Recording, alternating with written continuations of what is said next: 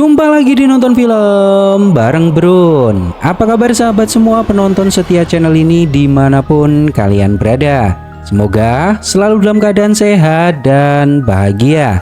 Di episode kali ini sebuah film spesial untuk menemani aktivitas kalian yang berjudul Night Watch. Rilis 1997 bercerita tentang pembunuh berantai yang membuat polisi hampir gila melacaknya. Gimana keseruan ceritanya? Mari kita mulai.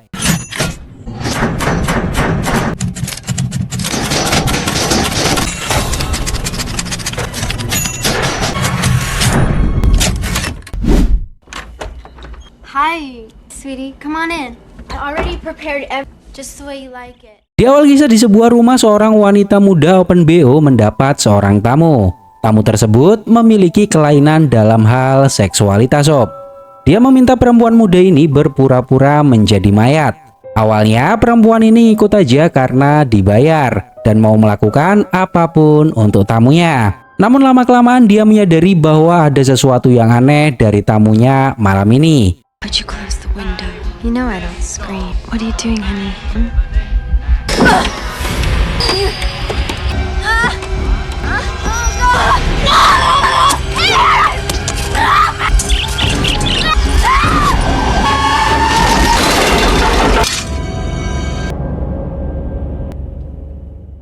Di sebuah bar seorang pria bernama Martin berkumpul bersama pacar dan temannya untuk merayakan ulang tahunnya. Teman dekat Martin bernama James, kekasih Martin bernama Catherine, dan kekasih James bernama Mary.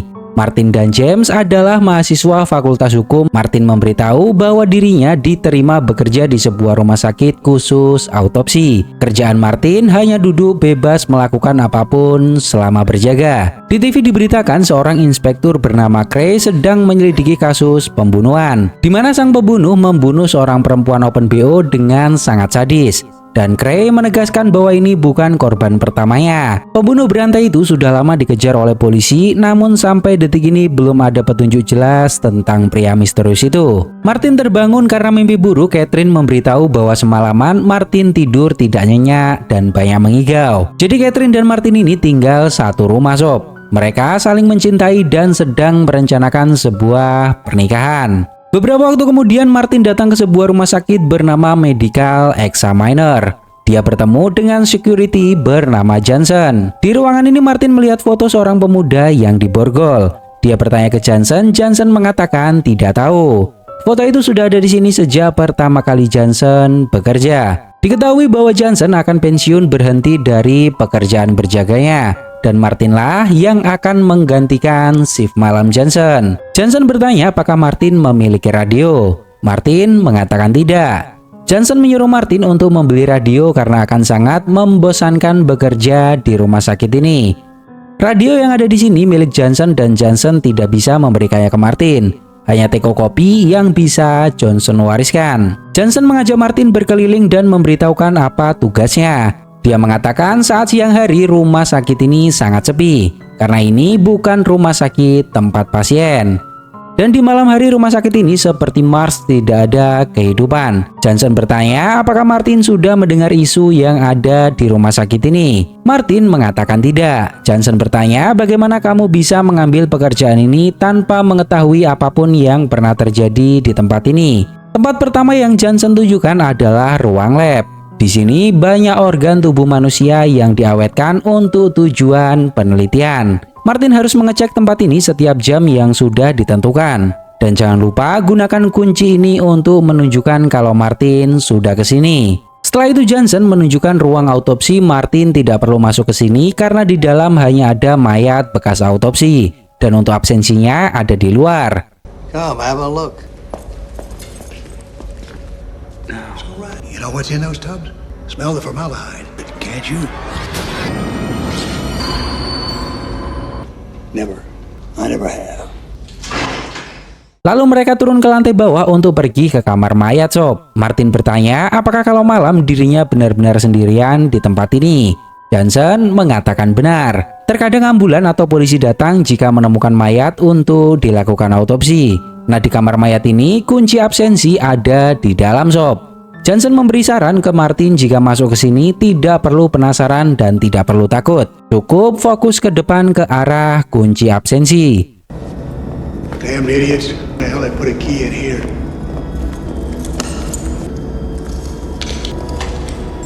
What are the cords for? Setelah absen langsung pergi. Martin bertanya untuk apa kabel di atas mayat-mayat ini. Johnson mengatakan untuk mengirim sinyal alarm jika dari mereka ada yang bangun. Namun selama bertugas alarm tersebut tidak pernah berbunyi. Ya karena semua orang yang dibawa ke tempat ini dipastikan sudah tewas. Namun jika memang ada kejadian maka Martin harus menelpon dokter. Dia akan datang dalam 15 menit. Johnson juga menceritakan bahwa disinilah kejadiannya di masa lalu. Mendengar hal ini Martin bingung sob. Apa yang sudah terjadi di tempat ini? Karena Martin benar-benar tidak tahu apapun tentang rumah sakit ini. Johnson memberitahu bahwa beberapa tahun yang lalu terjadi skandal yang sangat mengerikan di rumah sakit ini. Lokasi kejadiannya ada di kamar mayat. Dan pelakunya adalah penjaga malam rumah sakit waktu itu. Dia memiliki kelainan seksual di mana dia menyetubuhi mayat. Lalu Johnson membawa Martin ke ruang arsip. Disinilah semua catatan penjaga dan karyawan rumah sakit ini berada. Johnson juga menyerahkan kertas berisi SOP pekerjaan Martin.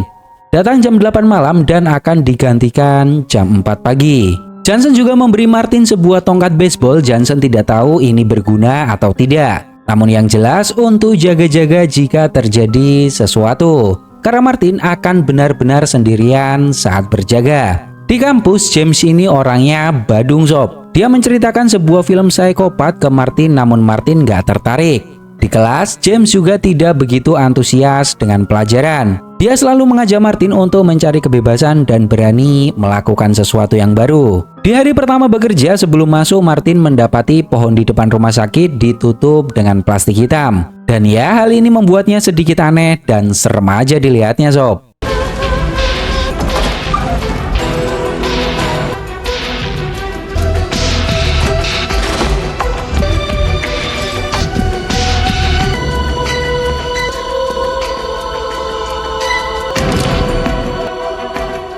Saat sampai di pos jaga, dia melihat seorang dokter yaitu Dr. Dati bersiap pergi dari rumah sakit.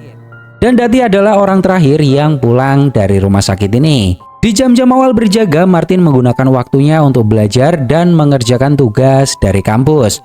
Namun ya namanya sendirian di tempat sepi sob, siapa yang betah? Pikiran-pikiran negatif mulai muncul dan perasaan mulai was-was.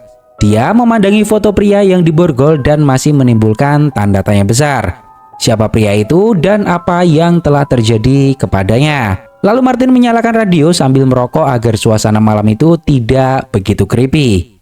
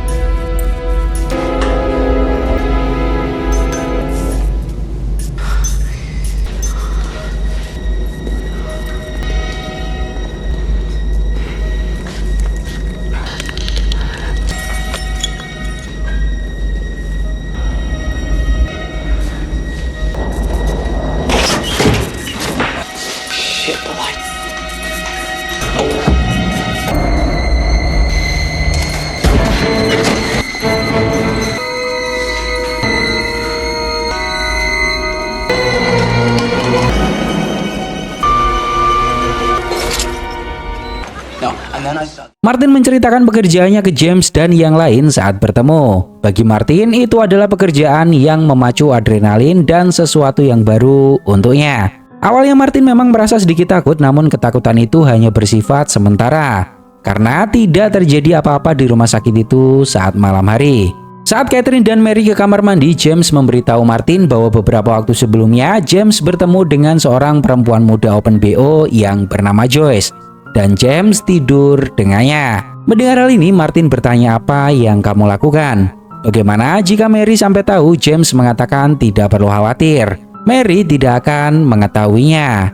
Joyce masih berumur 18 tahun dan dia mau melakukan apapun sesuai request dari James. Dan James mengaku bernama Martin ke Joyce. Mendapati hal ini, Martin makin terkejut Sob, karena James mengaku bernama Martin. Di sisi lain, seorang pendatang bar terlibat keributan dengan beberapa pria di meja biliar.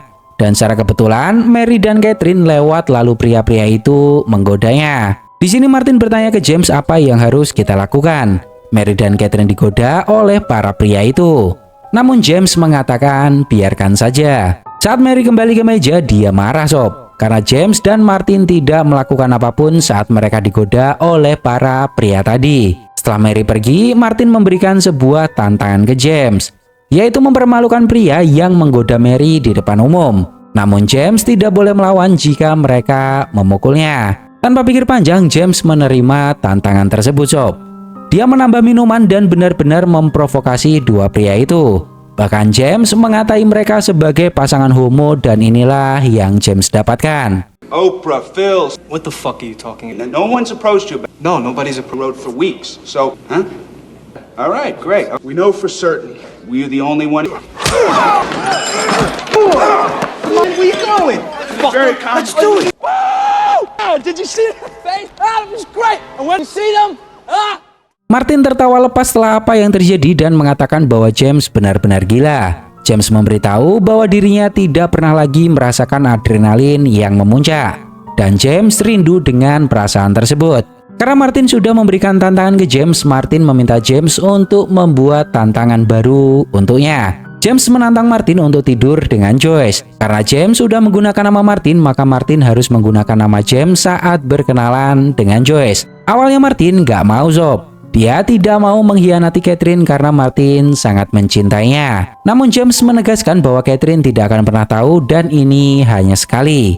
Saat Martin berjaga, tiba-tiba seorang pria mendatanginya dan ini adalah Inspektur Gray. Martin mengatakan dirinya pernah melihat Gray di TV. Martin mengatakan bahwa dirinya pengganti Johnson berjaga di rumah sakit ini. Martin bertanya ke Gray tentang foto yang ada di dinding. Gray mengatakan bahwa pria itu bernama Louis dan saat ini sudah meninggal dihukum mati karena perbuatan yang dia lakukan. Lalu Gray mengajak Martin untuk turun ke bawah.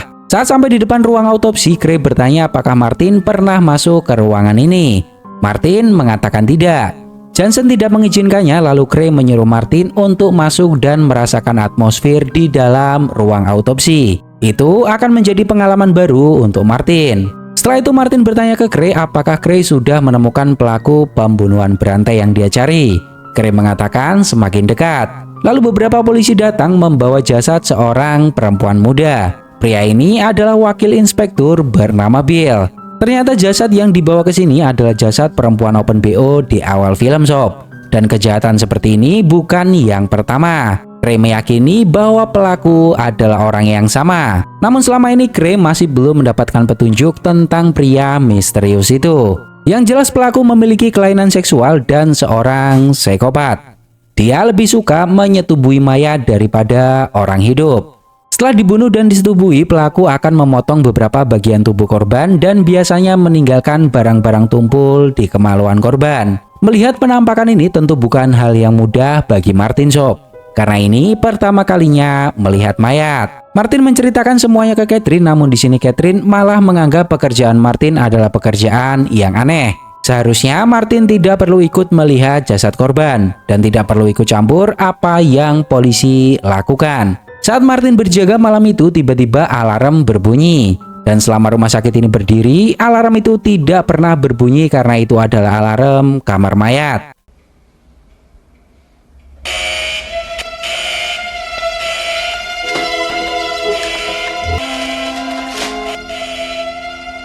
duty nurse. Yeah, hi. The alarm from the morgue. Karena panik, Martin segera menelpon Dokter Dati. Namun Dati sedikit tidak percaya dengan hal itu ya karena selama ini memang tidak pernah menyala. Dati menyuruh Martin turun dan mengeceknya. Dati akan sampai dalam 15 menit. Karena tidak ada pilihan dengan perasaan campur aduk, akhirnya Martin turun ke bawah membawa tongkat baseball.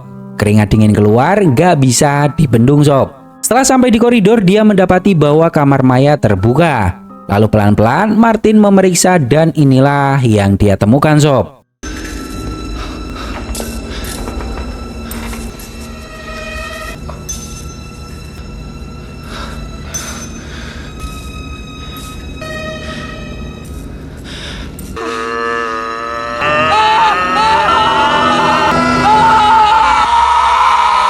Are you crazy? Hey, what the hell are you doing? I think you are. I almost had a heart attack. Ternyata itu adalah James yang ngerjain Martin. Untung aja Martin gak kencing di celana sob. Martin bertanya bagaimana James bisa masuk ke tempat ini. James mengatakan pintu depan gak dikunci. Dan ya, James memiliki ide untuk menakut-nakuti Martin. Martin bertanya lagi bagaimana James bisa tahu lokasi kamar mayat berada. Namun di sini James tidak menjawabnya sob. Dia beralasan bahwa dirinya pernah datang ke sini sebelumnya. James memberitahu bahwa dirinya sudah membuat janji dengan Joyce. Dan ingat, Martin harus menggunakan nama James. Besok James akan mengenalkan Martin kepadanya.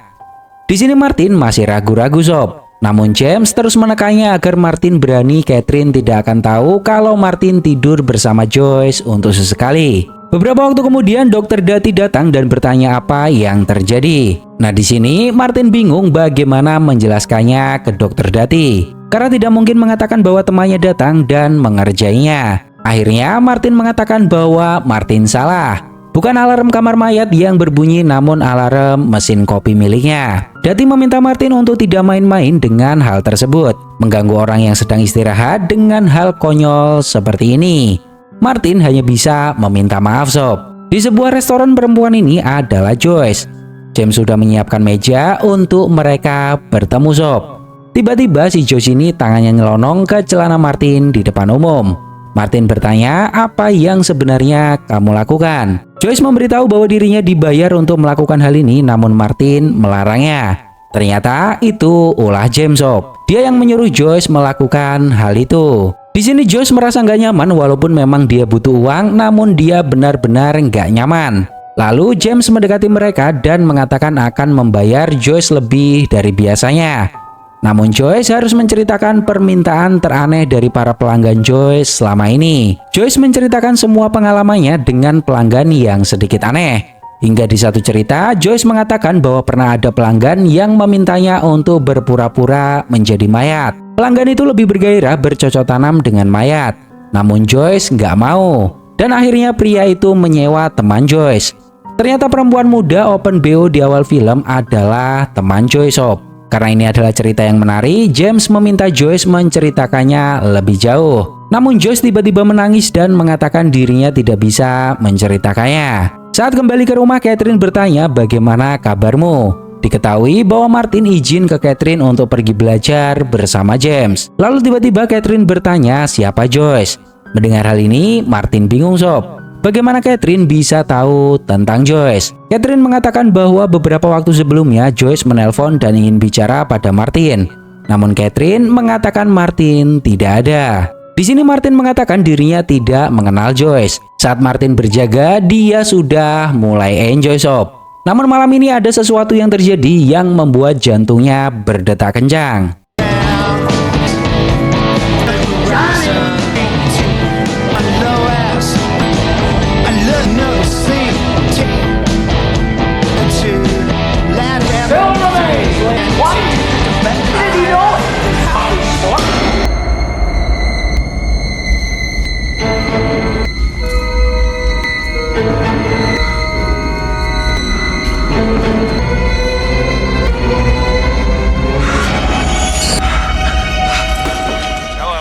Saking paniknya Martin menghubungi semua orang yang bisa datang ke tempat ini. Dia menelpon Dr. Dati, namun di sini Dati sedikit nggak percaya karena sebelumnya Martin berbohong. Martin juga menelpon Inspektur Gray dan menceritakan semuanya. Beberapa waktu kemudian Dr. Dati benar-benar datang. Dia mengancam jika kali ini Martin mengerjainya lagi, maka Dati akan melaporkan ke pihak rumah sakit kalau Martin ini pecandu dan sering berhalusinasi. Martin mengatakan kali ini bukan sebuah candaan dan mayat itu benar-benar ada di pintu koridor. Saat Martin mengantar Dati ke lokasi, inilah yang mereka dapati sob.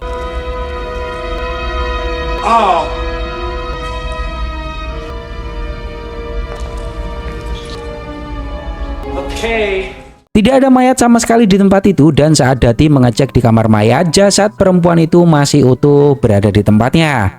Martin mati kutu sob. Dia yakin dirinya melihatnya, lalu Inspektur Cray datang dan bertanya apa yang terjadi. Dokter Dati mengatakan bahwa pria muda ini kebanyakan mengkonsumsi obat. Dia halu dan melaporkan hal yang gak masuk akal. Padahal tidak terjadi apapun di tempat ini. Martin mencoba menjelaskan apa yang dia lihat ke Inspektur Cray. Martin tidak gila dan dia yakin melihat hal itu. Namun entah bagaimana semuanya kembali seperti semula saat Dokter Dati datang. Cray memberikan nomor telepon pribadinya. Martin bisa menelponnya kapanpun dia mau jika menemukan sesuatu yang janggal. Namun Cray meminta Martin untuk tidak ceroboh melaporkan hal yang tidak pernah terjadi. Di kamar, Martin dan Catherine membicarakan tentang uang. Diketahui bahwa saat ini mereka sedang merencanakan sebuah pernikahan. Catherine meminta Martin untuk berhenti bekerja. Kita bisa meminjam uang dari orang tua Catherine, namun Martin gak mau sob. Dia tidak mau merepotkan keluarga Catherine untuk urusannya. Di sebuah tempat, seseorang memaksa Joyce untuk menemui Catherine dan mengatakan bahwa dirinya adalah pacar Martin. Dan di sini Joyce benar-benar ketakutan sob. Seseorang tersebut juga menyuntik sebuah cairan ke Joyce. Beberapa waktu kemudian Joyce benar-benar menemui Catherine. Dan di sini Joyce mengatakan semua yang disuruh oleh pria misterius yang memaksanya. Saat Martin mandi, Catherine mendatanginya dan marah besar sob. Selama ini Martin berbohong tentang Joyce. Dia baru saja datang dan mengatakan bahwa dirinya sudah tidur bersama Martin. Mendengar hal ini, Martin bingung sob, karena dia tidak pernah merasa meniduri Joyce. Martin mengatakan bahwa semua ini salah paham. Dia dan James memainkan sebuah permainan, di mana James mengaku sebagai Martin di depan Joyce, dan Martin mengaku sebagai James. Jika dia mencari Martin, maka Jameslah yang dia cari. Namun Catherine gak peduli sob. Joyce juga memberitahu Catherine bahwa Martin menyuruh Joyce berpura-pura menjadi mayat. Kata Martin, bercocok tanam dengan mayat lebih menggairahkan. Di sini Martin benar-benar bingung sob dengan semua yang terjadi. Saat dia datang untuk berjaga, semua karyawan yang pulang memandangi Martin dengan tatapan aneh. Di kamar mandi, Dokter Dati bertanya apakah kamu benar-benar menikmatinya. Martin bingung apa maksudnya. Lalu Cray datang dan bertanya apakah semalam Martin sudah melakukan pengecekan di kamar mayat. Martin mengatakan sudah dan tidak menemukan apapun di sana. Lalu Cray mengajak Martin untuk datang ke kamar mayat. Mereka menemukan jasad perempuan terbalik dan seperti bekas diruda paksa. Semalam hanya ada Martin dan mereka semua menuduh Martin yang melakukan hal ini. Bill juga menemukan beberapa tetes air mani tercecer di pojok ruangan. Cray bertanya bagaimana Martin akan menjelaskan semua ini pada polisi. Martin mengatakan bahwa seseorang mungkin saat ini telah berencana menjebaknya. Cray bertanya apakah Martin memiliki musuh. Martin mengatakan tidak. Namun belakangan ini ada seorang perempuan open BO yang sikapnya sedikit aneh. Perempuan tersebut bernama Joyce. Dan beberapa waktu sebelumnya Martin pergi bersamanya. Jasad perempuan di kamar mayat adalah teman Joyce yang sama-sama seorang perempuan open BO. Pagi ini Joyce datang ke rumah dan mengatakan ke pacarnya bahwa Martin menyuruhnya pura-pura menjadi mayat untuk ditiduri. Padahal Martin tidak pernah menidurinya. Martin bertanya untuk apa dia melakukan hal itu. Padahal Martin tidak merasa memiliki salah dengan Joyce. Lalu Martin ingat semua ini berawal karena James. James memakai nama Martin dan Martin memakai nama James. Jika Joyce mencari Martin, maka seharusnya yang dia maksud adalah James. Beruntungnya di sini Inspektur Cray nggak langsung menuduh Martin yang melakukannya sob. Bahkan Cray yakin bukan Martin pelakunya. Namun Martin harus tahu mungkin selama ini seseorang yang ada di belakang Martin adalah seorang pembunuh berantai yang selama ini dicari oleh polisi. Dia menjebak Martin karena sudah lelah melakukan pembunuhan. Namun dia tidak mau tertangkap yang akhirnya mencari kambing hitam dengan semua skenario yang sedang terjadi saat ini. Pelaku mungkin sudah mendapat kepercayaan dari Joyce, itulah kenapa Joyce mau melakukan apapun yang dia perintahkan. Lalu Cray meminta sampel sperma milik Martin. Polisi akan melakukan uji lab dengan sperma yang ditemukan di kamar mayat. Lalu akan mencocokkan dengan milik Martin. Cray percaya bukan Martin pelakunya, namun untuk memperkuatnya alangkah lebih baik sperma Martin juga harus diperiksa. Beberapa waktu kemudian Joyce dipaksa lagi oleh pria misterius. Dia meninggalkan pesan suara di telepon rumah Martin. Joyce meminta Martin menemuinya di kamar apartemennya. Ada sesuatu yang harus Joyce bicarakan. Dan apesnya yang membuka pesan suara itu adalah Catherine Sob. Sontak hal ini membakar api cemburunya.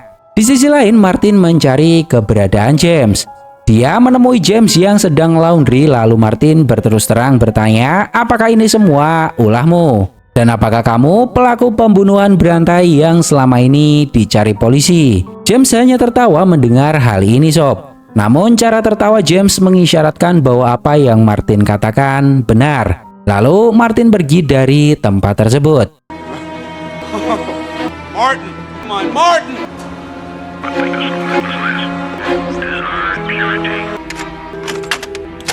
Old man played one, he played my thumb, paddywhack a bone, the man came home, he played with. Beberapa waktu kemudian Catherine mendatangi sebuah kamar apartemen yang diberitahu oleh Joyce. Terlihat seorang pria tak dikenal membunuh Joyce dengan cara yang mengerikan. I've always wanted to go to him.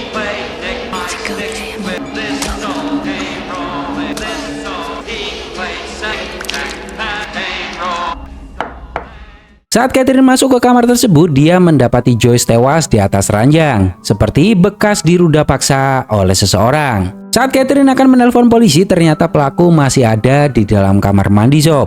Karena takut, dia segera pergi dari tempat itu dan kebetulan pelaku tidak tahu kalau Catherine datang.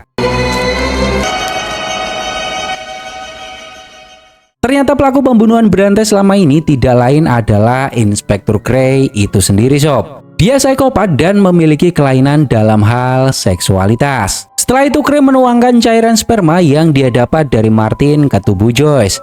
Dia juga menulis nama Martin dengan tangan Joyce menggunakan darah. Hal itu dia lakukan agar Martin menjadi tersangka dan ditetapkan sebagai pembunuh berantai yang selama ini dicari oleh polisi. Beberapa waktu kemudian, Catherine menceritakan semua yang dia lihat ke Mary dan James. James benar-benar kaget mendengarnya Sob. Bagaimana jika pelaku itu tahu Catherine ada di sana, mungkin Catherine tidak akan selamat. Catherine juga masih belum yakin apakah pria yang ada di apartemen Joyce adalah Martin, karena Catherine tidak melihat wajahnya. Lalu di TV diberitakan bahwa Inspektur Gray telah menemukan identitas pelaku pembunuh berantai yang selama ini dicari polisi. Korban terakhir bernama Joyce, dan dia meninggalkan pesan sebelum tewas. Sebuah nama ditulis menggunakan darah, yaitu Martin. Lalu ada sperma yang ditemukan polisi di jasad Joyce. Martin mencoba berpikir dengan jernih Sob. Siapa sebenarnya yang telah menjebaknya? Ada 5 orang yang Martin curigai. Joyce, James, Dr. Dati, Inspektur Gray, atau penjaga malam sebelumnya, yaitu Johnson. Martin menelpon Dati dan bertanya, apakah kamu mengira aku seorang psikopat? Dati menyuruh Martin pulang bertemu dengan psikiater karena Martin sakit jiwa. Dati juga mengatakan bahwa Martin memiliki kecenderungan yang sama dengan penjaga pertama di rumah sakit ini. Mendengar hal ini, Martin penasaran apa sebenarnya yang telah terjadi di rumah sakit ini di masa lalu dan siapa pelakunya. Bill mendatangi James dan akan menangkap Martin. Namun mereka mengatakan bahwa Martin tidak berada di sini. Dia berada di rumah sakit. Lalu Martin menelpon James. Di sini James memberitahu bahwa polisi sedang mencarimu. Catherine menegaskan bahwa Martin bukanlah pembunuh. Namun Bill menjelaskan bahwa polisi tidak mengarang cerita. Mereka menemukan bukti-bukti konkret di lokasi kejadian. Dan Joyce sempat menulis nama Martin sebelum dia tewas. James mengatakan itu tidak mungkin. James dan Martin bertukar nama. Jika Martin yang melakukan pembunuhan itu, maka seharusnya Joyce menulis nama James, bukan Martin. Sedangkan James tidak berada di lokasi kejadian saat pembunuhan terjadi. Nah, di sini Bill malah menangkap James Sob. Karena ya, biar bagaimanapun polisi bingung, hanya ada petunjuk nama dan sperma yang masih dalam pemeriksaan. Catherine juga menegaskan bahwa tidak ada nama dan sperma di lokasi kejadian, karena Catherine ada di tempat itu. Saat Catherine sampai di sana, Joyce sudah tewas. Tidak mungkin Joyce bisa menulis namanya. Itu pasti ulah pelaku yang sengaja menjebak Martin, karena pelakunya masih ada di sana saat Catherine masuk. Mendengar hal ini, Bill makin bingung Sob. Namun ia tetap Bill harus membawa James ke kantor polisi untuk dimintai keterangan lebih lanjut. Bill menelpon Cray dan mengatakan bahwa Martin ada di rumah sakit. Di sisi lain, Martin menelpon Johnson dan bertanya tentang skandal di masa lalu yang pernah dilakukan oleh penjaga malam di rumah sakit ini. Johnson mengatakan bahwa kejadian itu terjadi di akhir tahun 60-an. Johnson tidak tahu namanya, yang jelas penjaga itu setiap malam menyetubuhi mayat-mayat di kamar mayat. Hingga pada suatu hari seseorang memergokinya, namun dia tidak dituntut secara hukum. Karena rumah sakit ini akan menanggung malu jika berita itu tersebar keluar.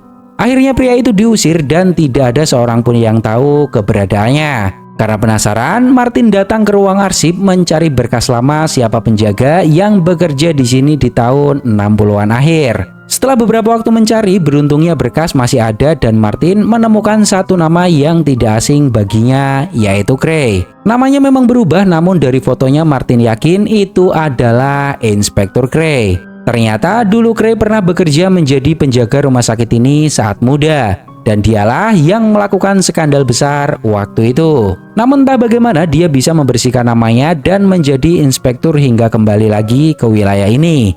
Martin mencoba menelpon Inspektur Bill dan ingin bicara kepadanya. Martin sudah tahu siapa pelaku pembunuhan berantai selama ini. Namun ternyata Cray sudah ada di sana membawa sebuah pisau dan mengatakan bahwa Martin ditangkap karena dugaan pembunuhan. Catherine nekat datang ke rumah sakit untuk menemui Martin. Namun dia tidak menemukan Martin ada di pos jaga. Cray menunjukkan jasad Joyce dan melihat hal ini Martin benar-benar syok. Dia tidak percaya Joyce telah tewas dengan cara yang mengerikan. Cray mengatakan bahwa dirinya hanya ingin membantu Martin untuk keluar dari masalah ini. Dia memberikan tongkat baseball ke Martin. Di sisi lain, Catherine menemukan pisau penuh darah di pos jaga Martin. Catherine malah menduga bahwa Martin memang benar-benar yang melakukan pembunuhan tersebut, Sob. Cray memprovokasi Martin agar Martin memukulnya menggunakan tongkat. Dengan begini, Martin bisa pergi melarikan diri. Namun Martin malah bingung dengan semua ini, Sob. Cray mengancam akan menyakiti Catherine jika Martin tidak memukulnya. Catherine mendatangi kamar mayat dan di sini Martin benar-benar menyerang Cray. Martin!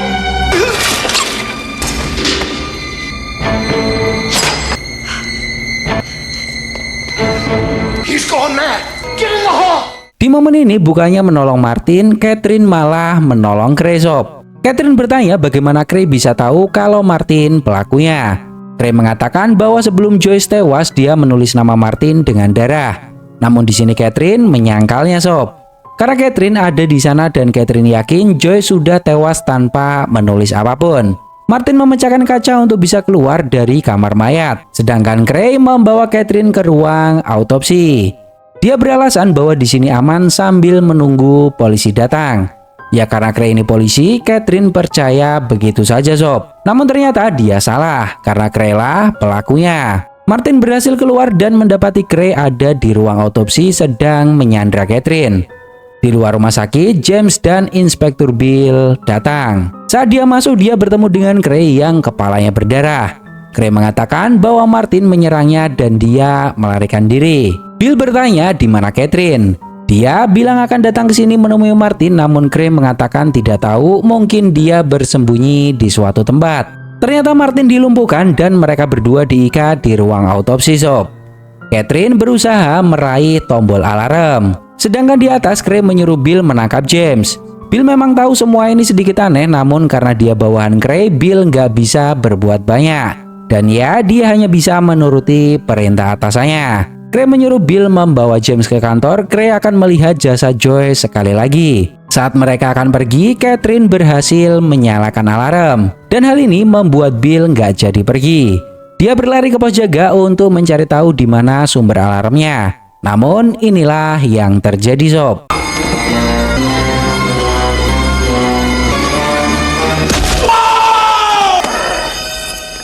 Bill tewas karena pukulan di kepalanya. Dan Cray memborgol James ke sebuah tiang agar dia tidak bisa pergi. Cray mengatakan setelah mengurus kedua temanmu, aku akan mengurusmu. Beberapa waktu kemudian, seseorang datang ke ruang otopsi. Catherine mengira itu adalah pertolongan. Namun ternyata mimpi buruk. Karena tidak mau berdiam diri dan nyawa temannya dalam bahaya, James memaksa dirinya memotong ibu jarinya agar borgol bisa lepas. Setelah itu, dia mengambil pistol milik Bill dan tepat waktu James menyelamatkan mereka berdua, sob.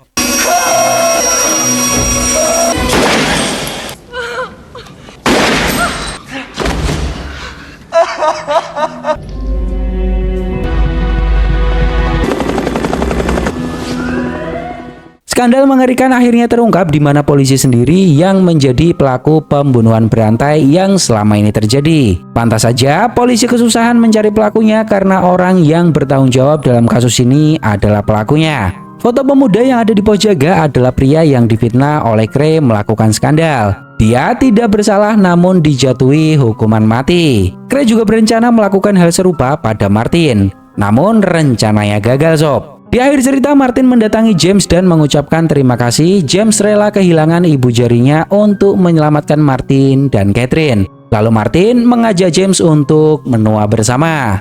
Gimana menurut pendapat kalian tentang film ini, sob? Semoga terhibur dan sampai jumpa.